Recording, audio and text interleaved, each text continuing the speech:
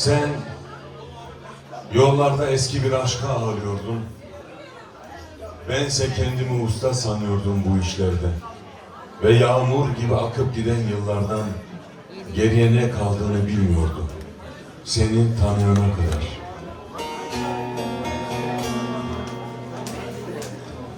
Ama farkındaydım yine de. Ne zaman seninle olsam tanıdık bir kuş cıvıltısıyla uyanırdım her sabah. Şimdi ise kırılgan mektuplar yazıyorum. Hangi adrese göndereceğimi bile bilmedim. Malumun olsun, ben sende ülkemi sevdim.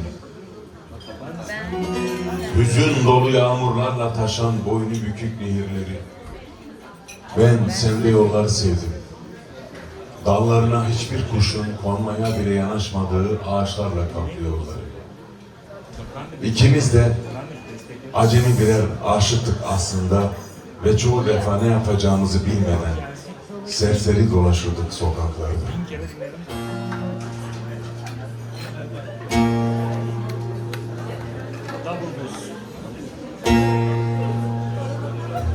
Ben sende ülkemi sevdim, hüzün dolu yağmurları, mor kanatlı turnaları, yar,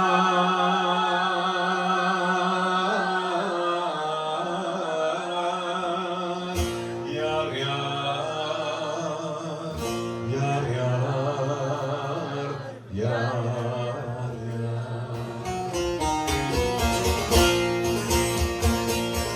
Ben sende rüzgarı sevdim, alıp götüren yılları, saklı kalan umutları, yar,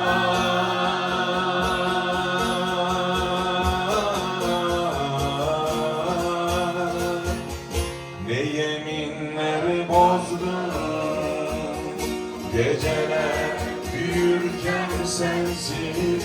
Ne yeminler bozdun, yıllar geçerken sitemsiz.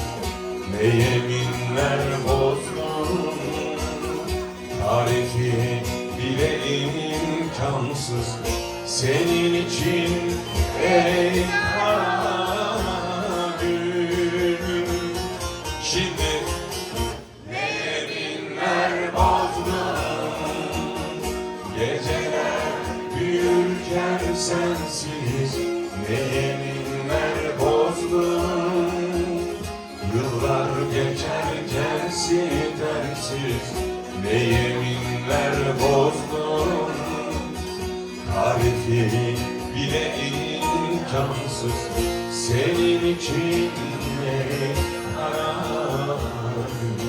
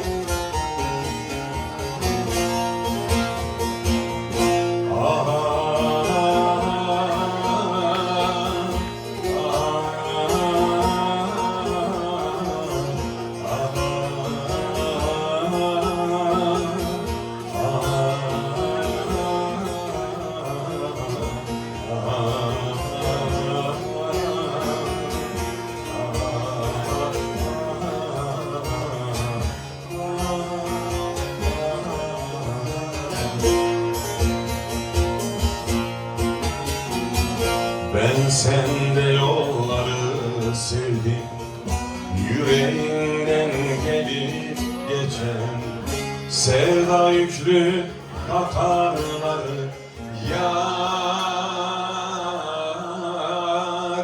yar, yar, yar, yar, yar, yar. Ben sende seni sevdim avuçlarken yüzümü, yahut dokunurken sessiz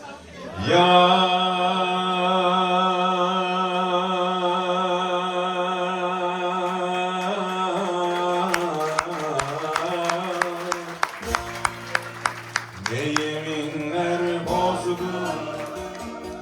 geceler büyürken sensiz, ne yeminler bozdun, yıllar geçerken sitemsiz, ne yeminler bozdun, tarifi bile imkansız senin için ey kara